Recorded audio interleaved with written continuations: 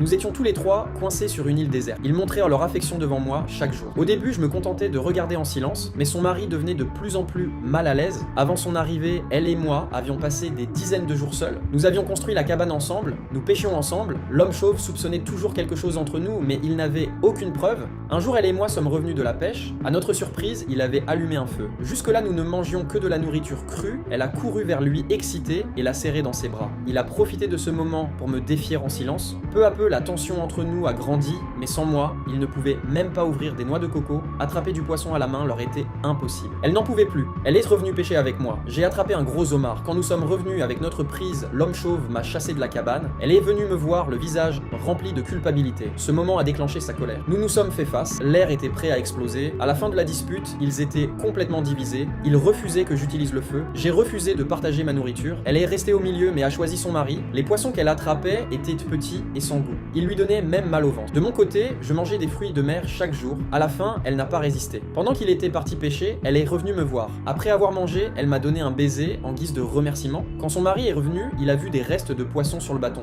Il a compris qu'elle était venue me voir. Ce qui l'a encore plus humilié, c'est quand je me suis moqué des petits poissons qu'elle attrapait. Il n'a pas supporté. Pendant que je dormais, il a volé mes lunettes de plongée. Avec elles, il pouvait plonger plus profond pour attraper de plus gros poissons. Quand je me suis réveillé et que j'ai vu qu'elles avaient disparu, j'ai pris ma lance et je suis allé le confronter. Sa femme m'a arrêté désespérément. La suite n'a pas besoin d'être racontée. Quand il est finalement revenu et m'a jeté les lunettes, je n'étais plus en colère. Mais il a remarqué la façon dont elle évitait son regard. À ce moment-là, il a compris que pendant son absence, quelque chose avait changé entre nous.